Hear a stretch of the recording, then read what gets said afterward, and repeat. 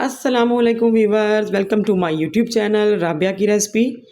आज मैं खुबानी की चटनी बना रही हूँ। खुबानी आपको बाज़ार से ड्राई फॉर्म में मिलेगी। आपने इसको पानी में भिगोना है कम से कम आधा घंटा।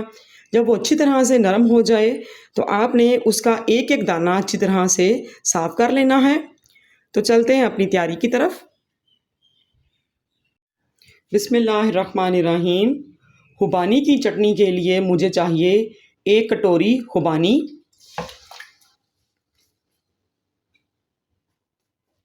पानी डालेंगे इसमें 2 कप,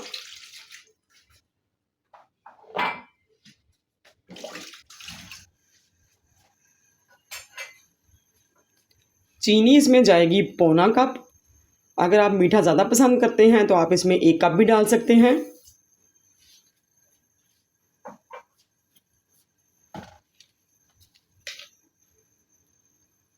थोड़ा सा इसमें नमक जाएगा और बिल्कुल थोड़ी सी इसमें सुरख मिर्च जाएगी।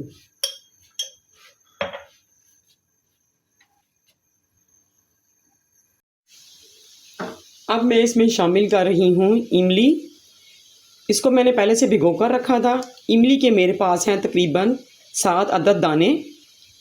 इसकी गुठलियाँ निकाल कर हम इसका जो गुद्दा है ये इसमें डाल देंगे।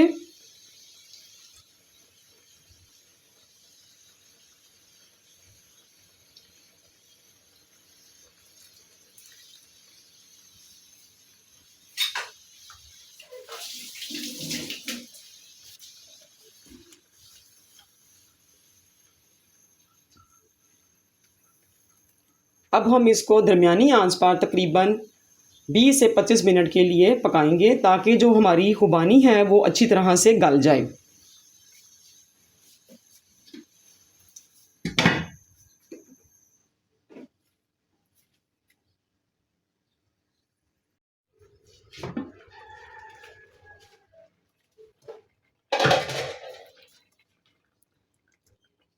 खुबानी गल चुकी है। इसकी फ्लेम ऑफ करेंगे। इसको ठंडा करके हम किसी ब्लेंडर में डालकर ब्लेंड कर लेंगे।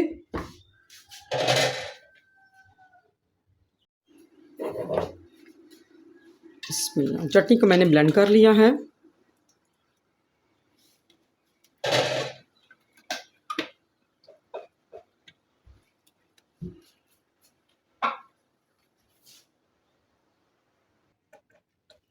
अब मैं इसमें शामिल कर रही हूँ लेमन जूस। इसके बीज रिमूव कर दें।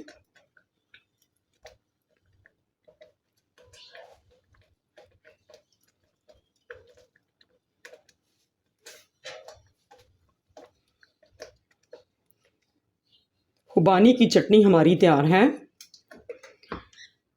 आप अगर इसको नरम रखना चाहते हैं तो इसमें थोड़ा सा पानी और भी डाल सकते हैं। चटनी हमारी तैयार है। अब हम इसको डिश आउट करेंगे।